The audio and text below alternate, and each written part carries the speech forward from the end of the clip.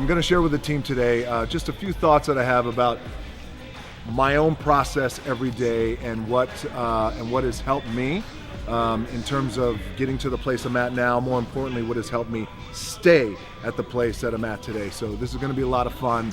And one of the things that makes this day so special is that it is the Los Angeles Lakers. There is such a rich history of success, of legacy, of iconic players and iconic championships over the years. So it's a real pleasure to be here. Hey, everybody. It's not every day that you get to be inspired by, right now, probably Hollywood's biggest star. Sexiest, that too. He's got an incredible story, which I think he'll share with us today. We call these Lakers Genius Talks, Dwayne, and it's it was kind of inspired by guys like Magic and Kobe, who had a curiosity in life for things outside of just basketball. Yeah. And I remember just a really quick story. There was one time when Kobe, who I worked with for 18 years, was going back to play Madison Square Garden, and he had just seen The Dark Knight. Obviously, you guys saw that movie. And he's like, hey, hook me up with dinner with Heath Ledger, because he got so locked into that role. I want to know how he mentally went there. And so he had dinner with Heath, and he talked about how he locks in for a role, and Kobe used some of that in his game against the Knicks in terms of mental preparation. And so I know for you, your craft, your art, how you've gotten to be number one, and then how you stay there is going to be inspiring for our guys to hear. So love to hear your story. Appreciate your time. We'll open it up to some questions for the guys afterwards. Yeah, absolutely. Right? Thank you. Thank you, boys, for having me. I appreciate it. You know, funny, when everybody heard that I was going to come talk to you guys, everybody said, well, what are you going to say? I said, well, I don't know what I'm going to say. I mean, these guys are already successful guys. Like, they're already on top. They're here. They're the Lakers. So then I figured, well, really the two things I want to say are, you got to be the hardest workers in the room, and don't fuck the opportunity up. Thank you, guys. I appreciate it. Coach, good. Thank you. No, I'm not fucking around. No, I'm kidding. The truth is, I really didn't know what I was going to say, because you guys are at the top, right? You made it. Like, you're here, right? So I thought what I'd do, instead of telling you what I think you should be doing, or how you could be better, or I thought, well, let me just speak from the heart, speak from my gut, and really not have anything prepared, but just tell you what's worked for me. And maybe some of the stuff that's worked for me might work for you now, currently, presently, as you guys have your goals and ambitions, NBA championship, MVPs in this room, things like that. But then further on down the line, as you guys continue to live your life. The first thing I would just want to say is this idea and this notion that you could be anything you want, and you can accomplish anything you want, right? We hear that. You've heard that from the time you were little boys. You hear that now. You're already incredibly accomplished. You can win an NBA championship, MVP of the league. You could become president. You could become governor. You could be in entertainment.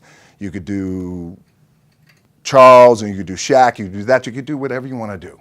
You guys know that. The thing that has worked for me is to remember the hard times. So, and I'm sure you guys all have your processes. And again, I'm going to tell you what's worked for me. So before a big movie comes out, before, back in the days when I was wrestling with WWE, a WrestleMania match, anything big that would happen, I would always take a moment and I'd just remind myself, all right, I was evicted when I was 14. We were kicked off the island. We couldn't live in Hawaii. Had no place to live. A lot of shit happened then when I moved to Nashville. I was arrested multiple times by the time I was 16 years old. Like, I remember that. If I were playing on this team, which my skills are, what's that term? Oh, the shits. So I never play. But before I lace up, before I get on the court, before I play in these big games, before I go to the Staples Center, where history is there, those are historic walls there at the Staples Center. I would remember that, and it allows me then to be present in the moment and understand, holy shit, the stuff I have around me right now, this is the shit that I dreamed of when I was a kid. I am here. I played for University of Miami, played for great teams, Warren Sapp, Ray Lewis, they were my teammates. They were balling. Warren Sapp was playing tight end that time. I was starting defensive tackle. Yeah. They moved him over to D-line. And he looked at me, he's like, yo, dude, I'm going to take your spot. I said, you ain't taking my fucking spot. He said, I'm going to take your spot. I said, no, you ain't. We battled, and he took my spot.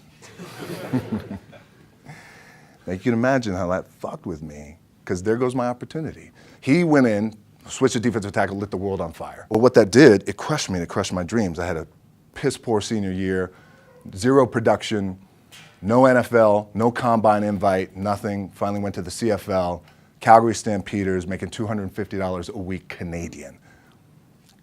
Now, I had to send that shit home to my wife at that time. Had no money. So I remember that. When I got cut from Canada, I had $7 in my pocket. And I always tell that story. So now my production company is $7, advertising agency is $7, everything is $7. So I always remember that. What helps me is to keep the hard times in the front of my mind, because it allows me to go into these big moments that I've worked my ass off, and you guys have worked your ass off. It allows me to go into these big moments with a different perspective. What it also does for me, and again, this is what works for me. Like, I keep my back, excuse my language, my back is up against this motherfucker. Every day, it's against this fucking wall. Excuse my language, ladies in the room. But it's up against this motherfucker because it's what I believe in. And when my back is against this motherfucker, then there's nowhere to go. But that way. That's it.